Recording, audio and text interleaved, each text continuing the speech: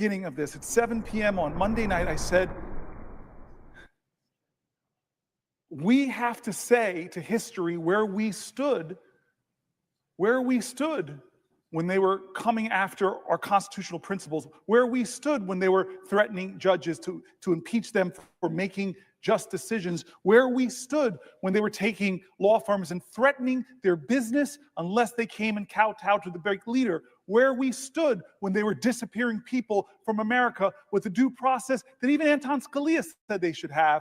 Where were you when they came after the health care of the disabled, the health care of the children, the health care of the expectant mothers, the health care of seniors? Where were you when they attacked veterans, laying them off for no justifiable reason and attacking the VA services that they rely on? Where were you when we turned our back on Ukraine? Where were you when we turned our back on our alliances? Where were you when they took the economy down with tariffs? When they took the economy down by threatening it so consumer confidence drops? Where were you? How many things are going on before we answer the question, as it says in Hebrew, he ne ni. He ne ni. Behold, Lord, here I am. And so I confess that I have been imperfect. I confess that I've been inadequate to the moment. I confess that the Democratic Party has made terrible mistakes that have given lane to this demagogue. I confess we all must look in the mirror and say we will do better.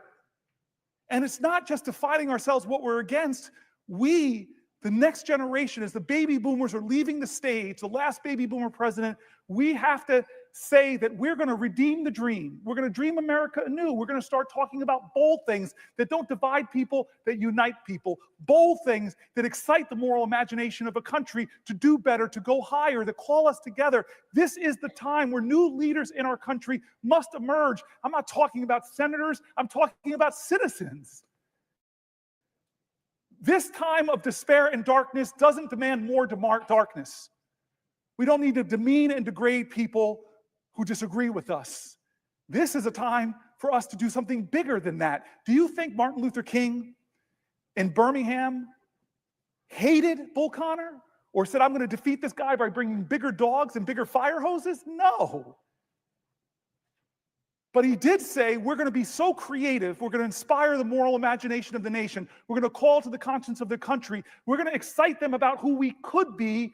When he went to the March on Washington, he didn't stand there and complain about the demagogues. Listen to his speech. He didn't stand there and demean and degrade the governor of Alabama. He didn't stand there and talk down to Bull Connor. No, he stood before the American people and said, it's not what you're against, it's what you're for. I have a dream.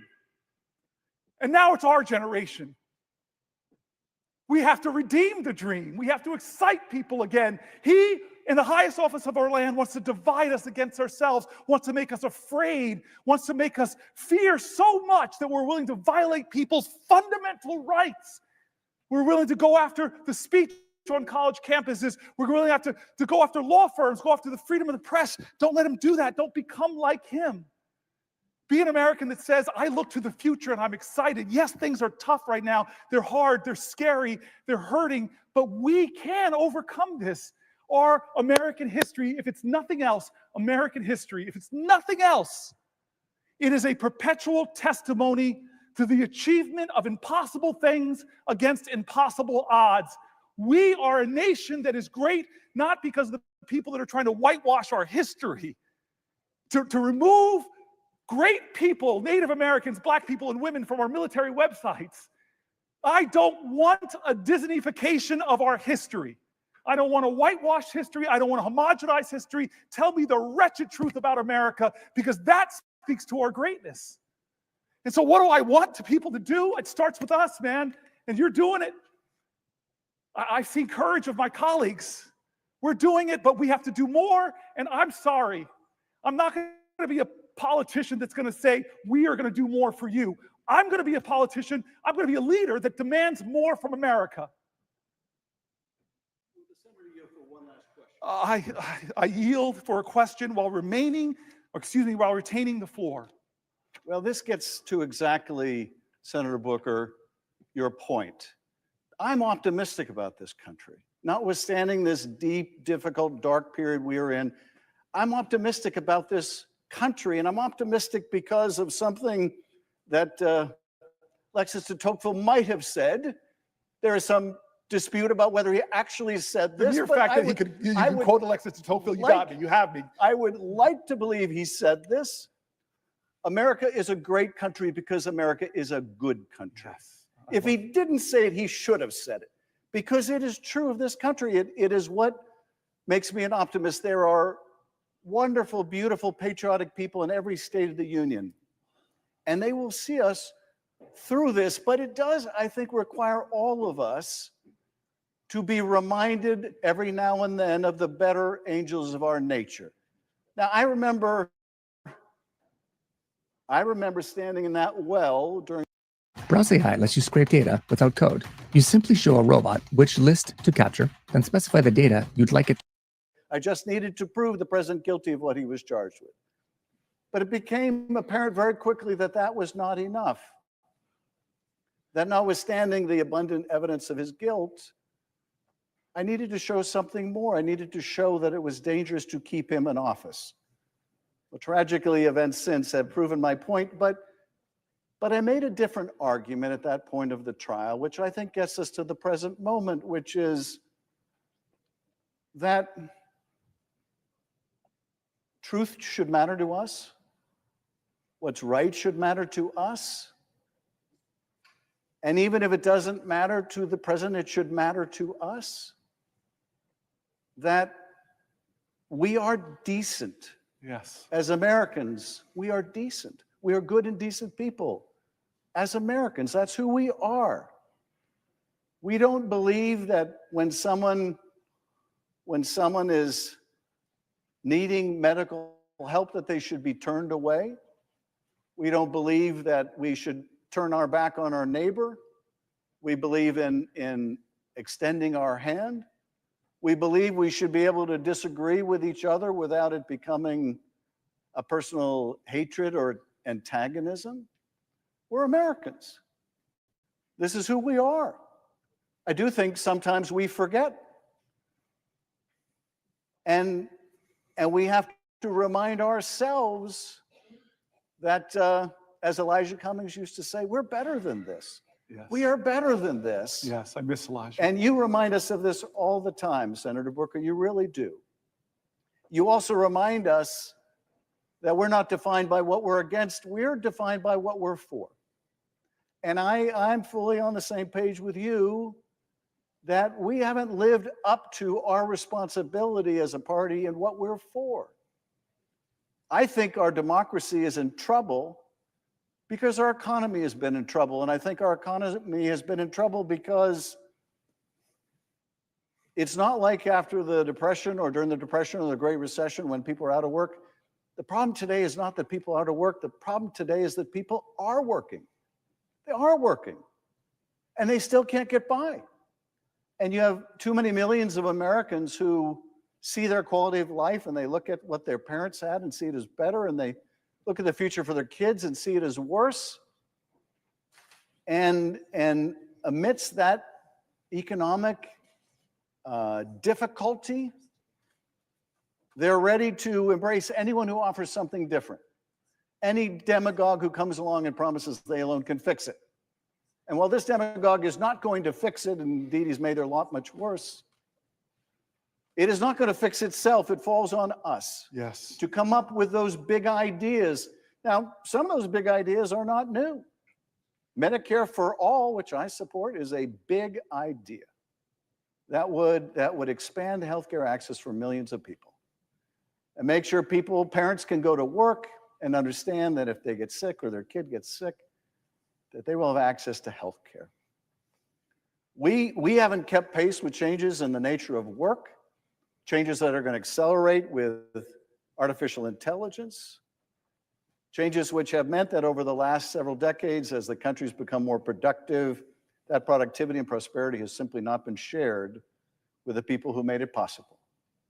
And I think this economic anxiety, which is felt all over the world with these global changes in the marketplace, have put great stress on the whole democratic experiment.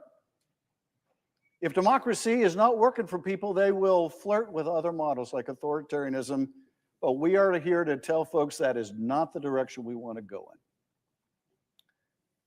But it's still incumbent on us to offer bold ideas for how we can make the economy work for people again.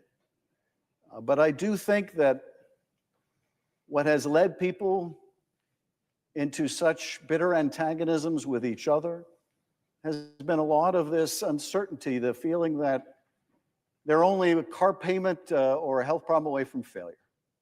And it's up to us to address that. And so I join you, Senator Booker, in your optimism about the American people. I join you in the call on all of us, really in both parties, but if they're not going to do it, it falls on us to put forward the big, bold economic plans that will ensure that we can answer the central question of our time, which is if you're working hard in America, can you still earn a good living? Yes. We need to be able to answer that question. Yes, you can. And right now, what we are seeing with this tax cut for billionaires and large corporations is just going to make the problem so much worse. But I want to thank you, Senator Booker, for your irrepressible optimism about the country which I share. I want to thank you for seizing the helm today and every day to put forward that positive vision for our country. And my question is, where do you find the energy, my friend? I don't know. I'm finding it from my colleagues right now. I'm finding it from my friends. I'm finding it from their heart and their commitment. And I'm finding it from the people whose names and stories we're reading. And I more than you know, I appreciate your friendship. I'm so happy you're my colleague now. And I believe that our future, our tomorrows, as bad as things seem, I still believe that our tomorrows are better than our yesterdays. Thank you. And I know you share that. Amen.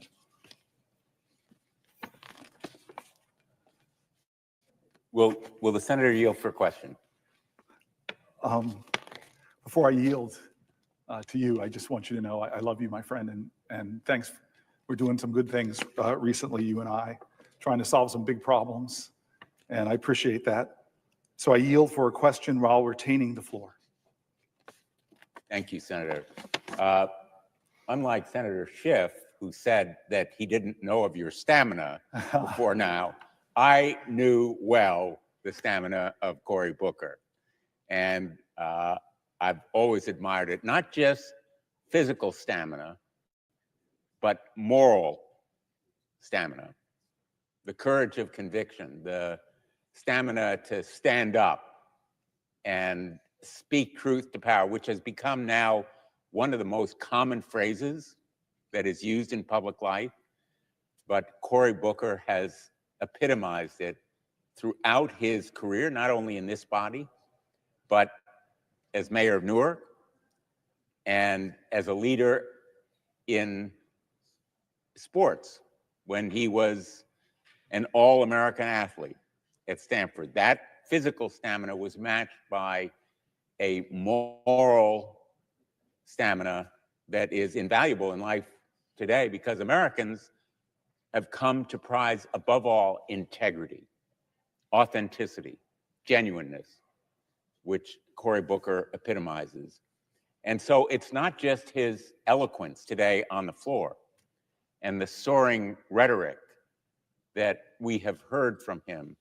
It's his understanding and his sense of real life impacts of what we do here on everyday Americans and what everyday Americans are doing right now as we speak here on the floor. Everyday Americans are in the grocery stores where they're seeing higher and higher prices. Everyday Americans are at the VA hospital where their doctors and nurses and clinicians and schedulers and counselors may be out of a job because they may be among the tens of thousands targeted for dismissal. Everyday Americans are in schools, K through 12 and higher education, where the resources available for their teachers in the classrooms right now, in real time, are going to be cut. In fact, the workforce at the Department of Education will be cut by 1/2 as we speak, and funds will be no longer available to teach everyday Americans. And of course, everyday Americans right now are in hospitals and clinics.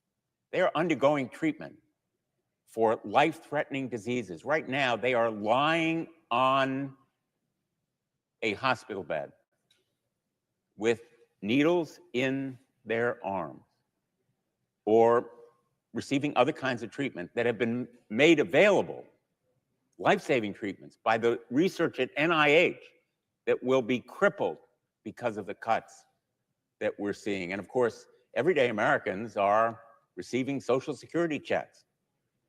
And Social Security will be cut by this administration.